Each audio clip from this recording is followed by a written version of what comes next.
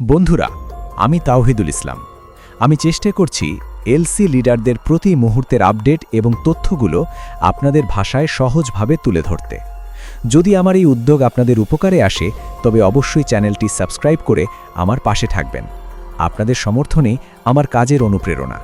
নিয়মিত আপডেট পেতে আমার সাথে যুক্ত থাকুন। ধন্যবাদ সবাইকে। সবাইকে জানাই অনেক অনেক শুভেচ্ছা।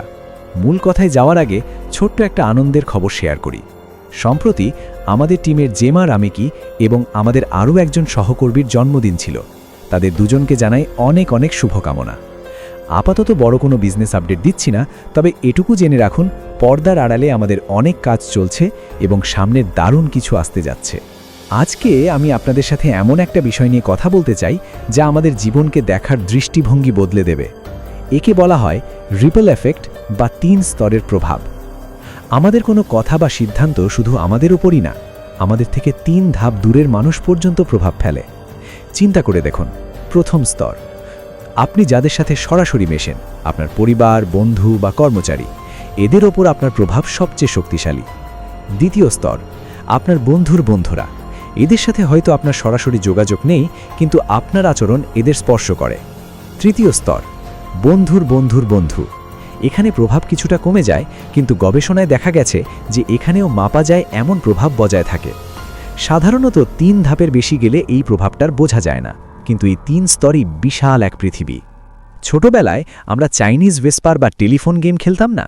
একজন একজনের কানে কথা বলতো আর শেষে গিয়ে কথাটি পুরোপুরি বদলে যেত। আমাদের কথার ক্ষেত্রেও তাই হয়।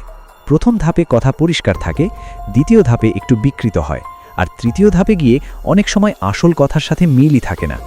তাই আপনি যখন কিছু বলেন, খুব দায়িত্ব নিয়ে সত্য এবং পরিষ্কারভাবে বলুন, কারণ আপনার বলা কথাটি যখন ঘুরে ঘুরে তৃতীয় ব্যক্তির কাছে যাবে, সেটি যেন ভুল বা গুজব হয়ে না পৌঁছায়। আচরণ আর অনুকরণ, মানুষ তার আশেপাশের মানুষের আচরণ নকল করে। একটা কথা আছে, birds of a feather flock together, অর্থাৎ একই পালকের পাখি একসাথে ওড়ে। আপনি যদি এমন মানুষের সাথে থাকেন যারা ব্যায়াম করে না, অলস বা নেতিবাচক কথা বলে, তবে ধীরে ধীরে আপনিও তাদের মতো হয়ে যাবেন। একইভাবে আপনি যদি পজিটিভ মানুষের সাথে থাকেন, আপনিও পজিটিভ হয়ে উঠবেন। তাই আপনার চারপাশের মানুষ ঠিক করাটা খুব জরুরি। ডিজিটাল এবং সোশ্যাল মিডিয়া, আজকের যুগে ফেসবুক, লিঙ্কডইন বা টিকটকের মাধ্যমে এই ৩ স্তরের নেটওয়ার্ক আরও শক্তিশালী হয়েছে। আপনি যখন কিছু শেয়ার করেন, আপনার বন্ধু দেখে, তারপর তার বন্ধুরা দেখে, এভাবেই আপনার ছোট্ট একটা কাজ অনেক দূর পর্যন্ত পৌঁছাতে পারে। তৃতীয় স্তরে গিয়েও আপনার প্রভাব অন্তত ৬% পর্যন্ত বজায় থাকে, যা একেবারেই শূন্য নয়।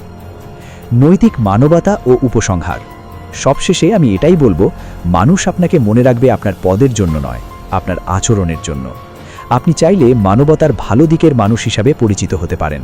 মনে রাখবেন, আপনার প্রতিটি কাজ, কথা বা ব্যবহার শুধু আপনার জীবন নয়, অন্যদের জীবনেও ঢেউয়ের মতো ছড়িয়ে পড়ে।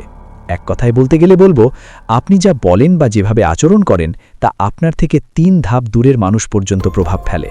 তাই আরও দায়িত্বশীল, সচেতন এবং ভালো মানুষ হওয়ার চেষ্টা করুন।